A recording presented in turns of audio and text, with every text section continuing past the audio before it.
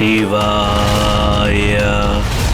ఓం నమః శివాయ. ఓం నమః శివాయ.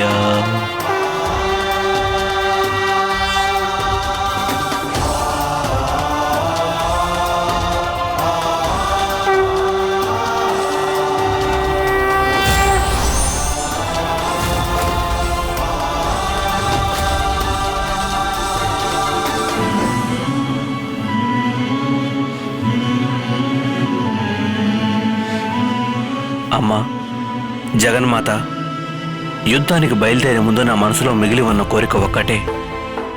నేను మీ యొక్క పాదాలను స్పృశించి మీ ఆశీర్వాదాలను పొందాలి అని. అలాగే కుమారా.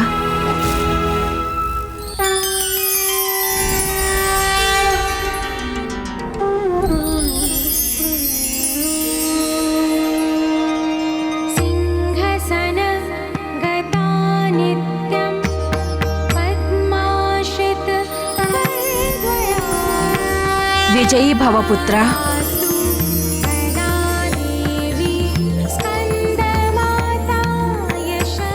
నేను కోరేది కూడా అదే పుత్ర. వీలైనంత త్వరలో నువ్వు ఈ యుద్ధంలో విజయం సాధించాలి. ఆయుష్మాన్ భవ పుత్ర.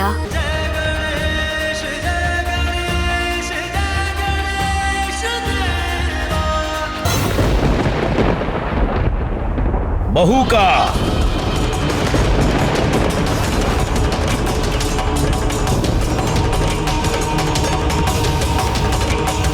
మీరందరూ కలిసి నేనున్న స్థానం నుండి కదిల్చి చూపించండి.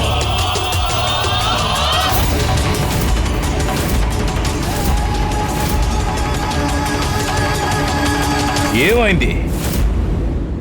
వెళ్ళండి, తనని కదిలించండి.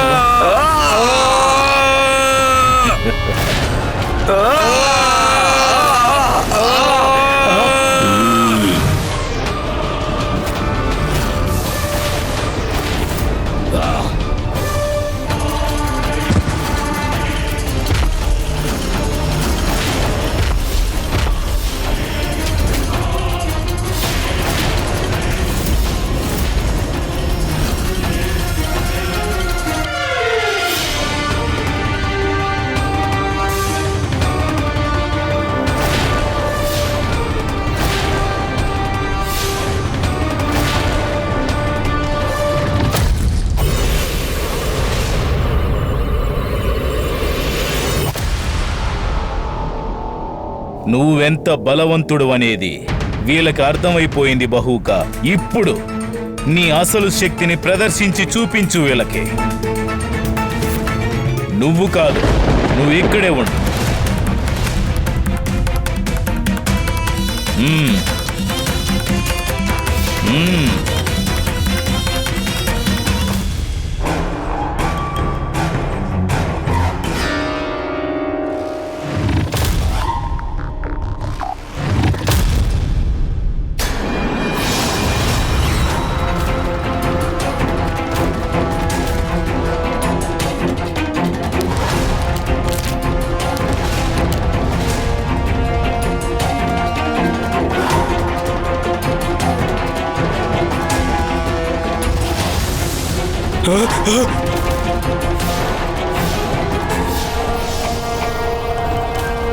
ఆ సైనికుడిని ఏకంగా ఆయుధాలతో సహా మింగేశాడు.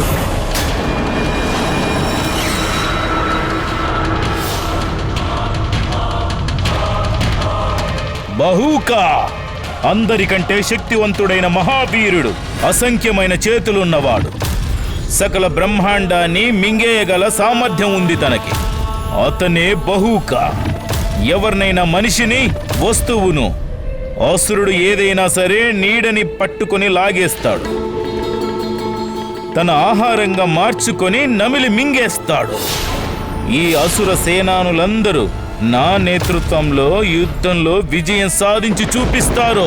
మన సైన్యానికి నేతృత్వం వహించేది సాక్షాత్తు జగత్పిత మహాదేవుడు, సాక్షాత్తు జగన్మాత ఆదిశక్తుల పుత్రుడు మన కుమారస్వామి.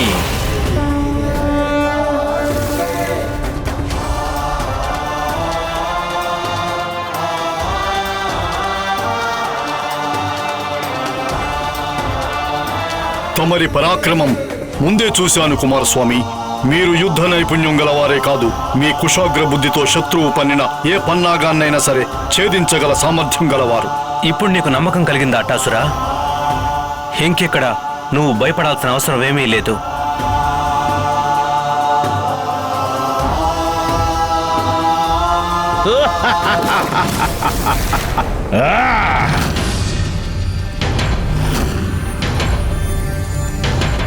ఏమైంది అట్టాసురా?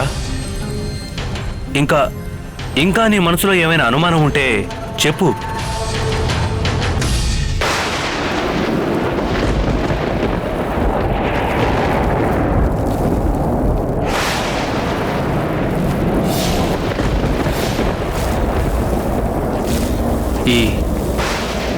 ఈ ఆకాశంలో అగ్నిగోళాలేంటి?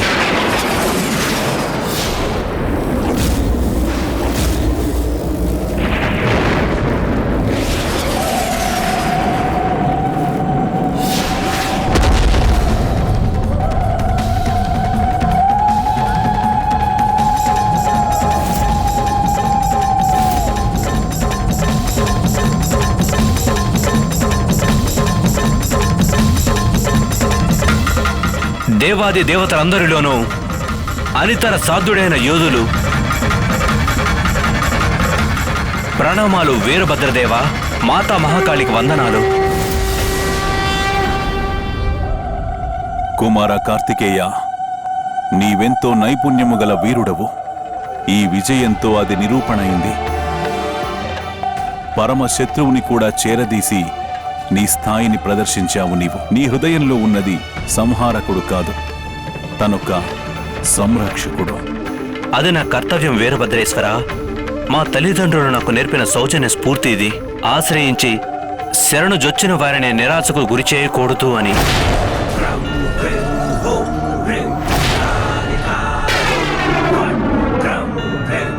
నువ్వు సేనాపతి కార్తికేయుడి ప్రశ్నకి సమాధానం చెప్పలేదు. ప్రశ్న మాత, ఏమిటా ప్రశ్న? అప్పుడే మర్చిపోయావా? మేము రాకముందు సేనాపతి అడిగిన ప్రశ్న. తను అందరి శక్తులను పరిచయం చేశారు. అయినప్పటికీ నీ మనసులో ఏవైనా అనుమానాలున్నాయా? సమాధానమివ్వు. ఇంకా ఏవైనా అనుమానాలున్నాయా? నాకు మీ శక్తి, దేవతల శక్తుల పట్ల సందేహం లేదు. నా భయమంతా తారకాసురుడి గురించే. తను శక్తివంతుడే కాదు, వంచన, మోసం, ద్రోహాలకు పెట్టింది పేరు. అతడు తన కపట బుద్ధిని ఉపయోగించి యుద్ధంలో గెలవడానికి ఎంతటి నీచానికైనా దిగజారగలడనేది ఊహిస్తేనే ఒళ్ళు జలధరిస్తుంది మాత. అయితే అలాంటి దుర్మార్గ దురాత్ముణ్ణి వెంటాడి తరిమి కొడుతూ అధర్మంపై ధర్మాన్ని గెలిపించడంలో మరింత ఆనందం లభిస్తుంది.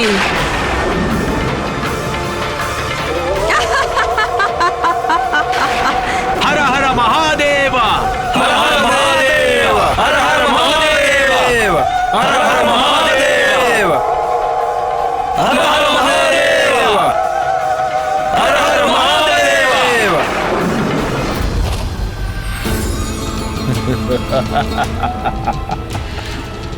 పరమానందం కలగబోతుంది నాకు. దేవసేనాపతి, నువ్వు కనీసం కల్లో కూడా ఊహించి ఉండవు. రేపు యుద్ధంలో నేను నిన్ను ఆశ్చర్యపరిచేలా చేస్తాను. ఇప్పుడు నీ చితి పేర్చుకోవడానికి గంధం చెక్కలు తెప్పించుకో మహాదేవపుత్ర. రేపు నా చేతిలో నీకు మరణం తప్పదు.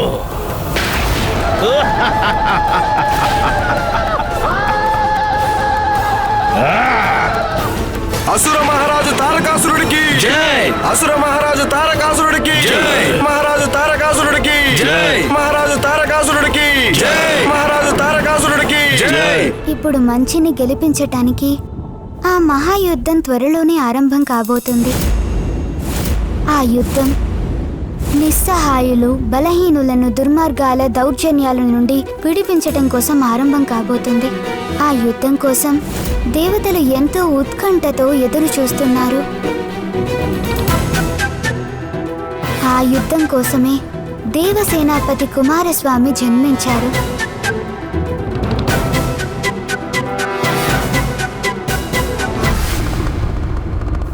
ఓం నమః శివాయ, ఓం నమః శివాయ, ఓం నమః శివాయ. మన పుత్రుడు కార్తికేయుడు జరగబోయే దేవాసుర సంగ్రామానికి ఏర్పాట్లలో మునిగి ఉంటాడు. హర హర మహాదేవ.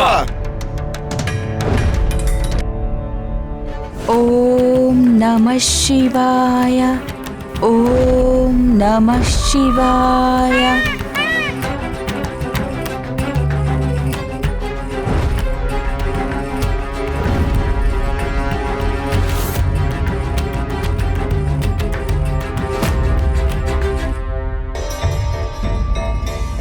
యుద్ధానికి ముందు తన మనసులో ఎటువంటి సందేహం గాని సందిగ్ధం గాని ఉండకూడదు. తను మరే ఆలోచన లేకుండా యుద్ధం ఆరంభించడానికై తనతో ఒకసారి మాట్లాడితే బాగుంటుంది. కానీ నేను తనకెంతో దూరంగా ఉన్నానిక్కడ.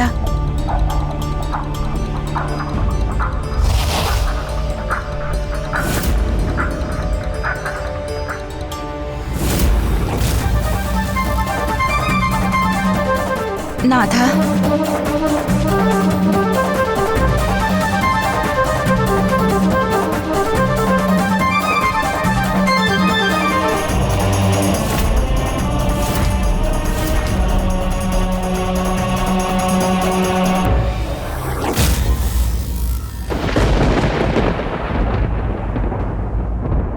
స్వామి, స్వామి, ఈరోజు మన పుత్రుడు, మన కార్తికేయుడు తన జీవితంలో అతిపెద్ద ప్రమాదకరమైన యుద్ధం చేయడానికి వెళ్తున్నాడు.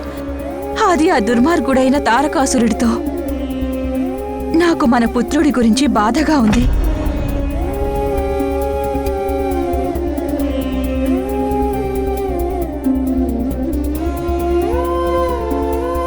నీ పుత్రుడు యుద్ధానికి ఇంకా సిద్ధంగా లేడనే అనుమానం ఉందా?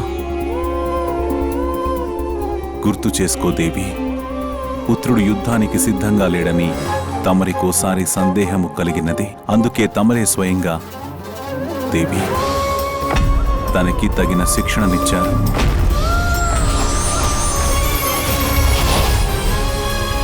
ఆ తరువాత, అంటే తమరి శిక్షణ పూర్తయిన తరువాత తన అర్హత, తన సామర్థ్యాల పట్ల తమరికి విశ్వాసం ఏర్పడింది.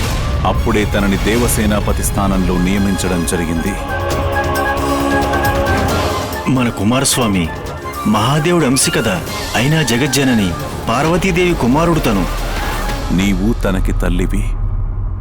ఏ తల్లైనా సంతానం గురించి వేదన పడడం సహజము. కాని ఒక్క మాట గుర్తుంచుకో, మన కార్తికేయుడి జననం ఒక అత్యంత ప్రధానమైన, విశేషమైన లక్ష్యం కోసం జరిగినది. ఆ విశిష్టమైన లక్ష్యమే తారకాసుర సంహారం. ఇంతవరకు తన దారిలో ఎదురైన సమస్యలన్నింటినీ విజయవంతంగా ఎదిరించి కుమారస్వామి తన సామర్థ్యాన్ని స్పష్టంగా నిరూపించి చూపించాడు. ఇప్పుడిక కార్తికేయుడు తన జన్మ లక్ష్యాన్ని సాధించే దారిలో గమ్యానికి దగ్గరయ్యాడు దేవి. ఇప్పుడు తన అర్హత, సామర్థ్యాలపై మీ మనసులో అనుమానం ఉండకూడదు. ఎందుకంటే నీ సంశయాలు, భయభ్రాంతుల గురించి తనకి తెలిస్తే తను వేదన చెందుతాడు. పుత్రుడు కార్తికేయుడికి తన కర్తవ్య నిర్వహణకై నీవు తనకి బలమవ్వాలి పార్వతి, బలహీనత అవ్వకూడదు. ఈరోజు నీ యొక్క పుత్రుడు, నీ సంతానం యావన్మందిని తారకాసురుడి ఆగడాల నుంచి విడిపించడానికి ముందడుగు వేస్తున్నాడు. అందువల్ల మనసులోని సంశయాల్ని తుడిచిపెట్టి ఆత్మవిశ్వాసంతో ఆశీర్వాదమిచ్చి తనకి బలంగా మారాలి. అప్పుడే తను తన కార్యాన్ని విజయవంతంగా సాధించగలుగుతాడు.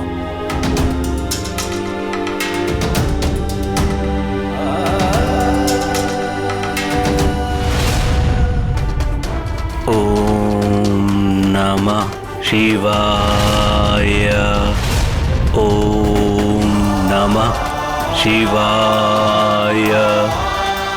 ఓం నమః శివాయ.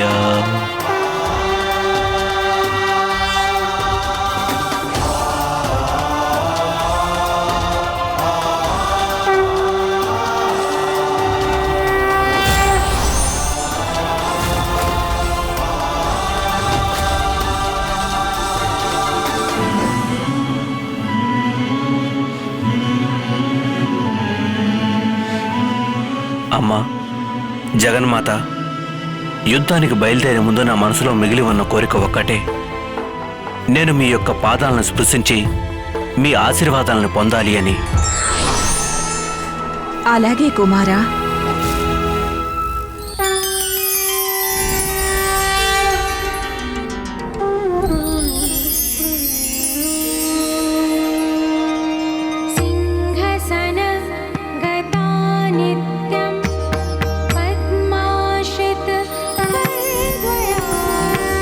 విజయీ భవ పుత్ర.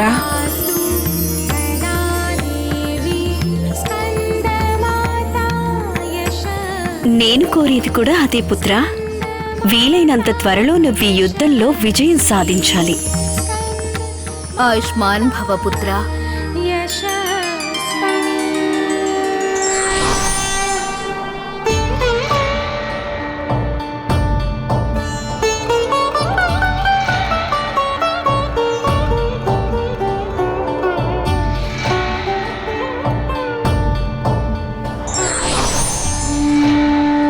పుత్ర, ఈ కాలచక్రం నీకొక కార్యాన్ని అప్పగించింది.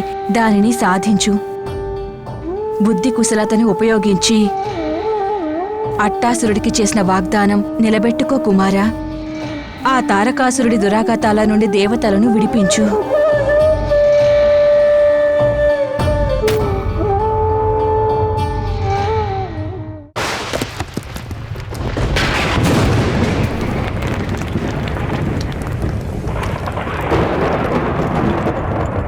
ఈ ప్రకంపనలు ఎలా ఉత్పన్నమవుతున్నాయి?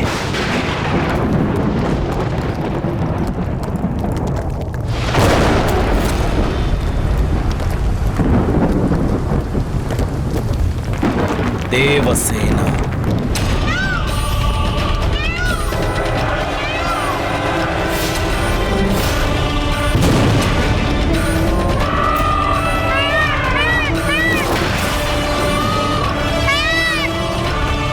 మన సకల సేనాపతులని, సైన్యాన్ని సన్నద్ధం చేయించండి. ఇప్పుడే, ఈ క్షణమే.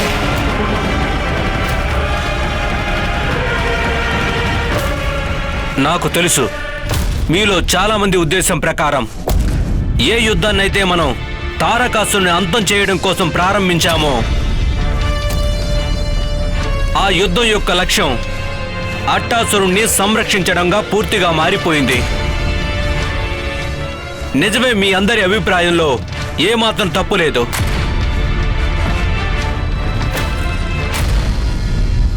నేను దేవతలని, కుమారస్వామిని ఓడించి నేటి సూర్యాస్తమయం లోపుగా ఆ అట్టాసురుణ్ణి అంతం చేసి చూపించబోతున్నాను. ఎంత సులభంగా మార్చేశానో కదూ ఈ యుద్ధ లక్ష్యాన్ని. ఇప్పుడు అట్టాసురుణ్ణి అంతం చేశానంటే ఆ మహాశివ పుత్రుడికి సజీవ దహనం చేసుకోక తప్పని పరిస్థితి వస్తుంది. అప్పుడు మనం విజేతలవుతాం. విజేతలం. ఇక వెళ్ళండి, వెళ్ళి అంతం చేసి రండి ఆ అట్టాసురుణ్ణి. వెళ్ళి మీ బాధ్యతలు నిర్వర్తించండి. వెళ్ళండి. మీ ఆలోచన అన్ని విధాలుగా సమంజసమే. ఇప్పుడు ఈ యుద్ధం అట్టాసురుణ్ణి సంరక్షించడానికే చేయడం జరుగుతుంది. అట్టాసురుడు లాంటి నిస్సహాయులు, బలహీన ప్రాణులందరి సంరక్షణ కోసమే ఈ యుద్ధం. శిక్షించక తప్పది తారకాసురుణ్ణి. ఇది నేను చేస్తున్న ప్రతిజ్ఞ. ఈ ప్రతిజ్ఞా పాలన అట్టాసురుణ్ణి సంరక్షించడంతోనే ఆరంభమవుతుంది. మేం దేవతలం గనుక పీడితులను బాధితులను రక్షించడమే మనందరి యొక్క ముఖ్య కర్తవ్యం, పరమ ధర్మం ఇది. బలహీనుడే, నిస్సహాయుడైన ఆ అట్టాసురుడు. అందుకే అతన్ని ఇక్కడి నుంచి బహిష్కరించి తరిమేశాను. ఇక ఇప్పుడు తను మన శత్రుల శిబిరంలోకి వెళ్ళి తలదాచుకోవాల్సి వచ్చింది. దేవతలను తనని రక్షించడమే వారి ధర్మంగా భావిస్తారు. భావించనివ్వండి. కానీ జరిగేది ఒక్కటే. ఈ బలహీనులు తమని తాము రక్షించుకోవడంలో అసమర్థులే. వారికి జీవించి ఉండటానికి ఎలాంటి హక్కులు ఉండవు. హక్కులు ఉండవు. నేను మిమ్మల్ని ఏ యుద్ధం కోసం సన్నద్ధం చేస్తున్నానో ఆ యుద్ధం జరిగేది చెడుపై మంచి గెలవడానికి మాత్రమే.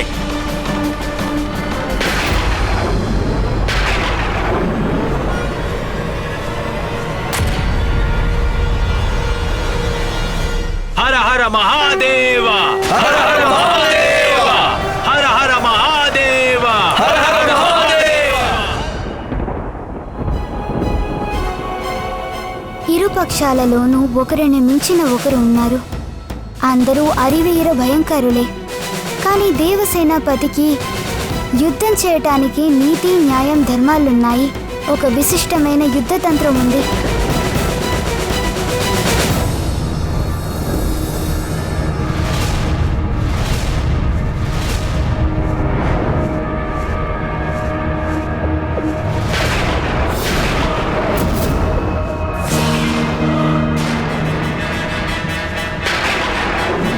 దాడి చేయండి. ఈ నమ్మక ద్రోహిని అట్టాసురుణ్ణి అంతం చేయండి. ఒకవేళ మీకు దారిలో ఏ దేవ సైనికుడు అడ్డు తగిలినా నిస్సంకోచంగా అంతం చేయండి.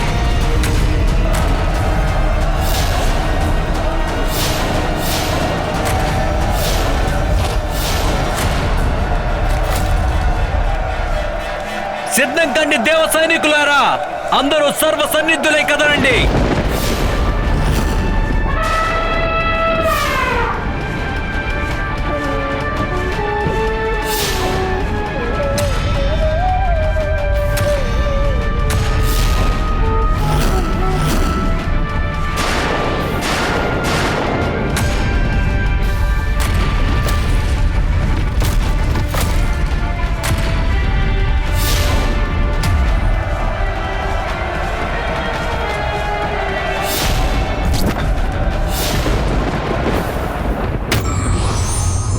తన తోటి వారందరిలోనూ ఉత్సాహాన్ని, ఉత్తేజాన్ని నింపడమే మంచి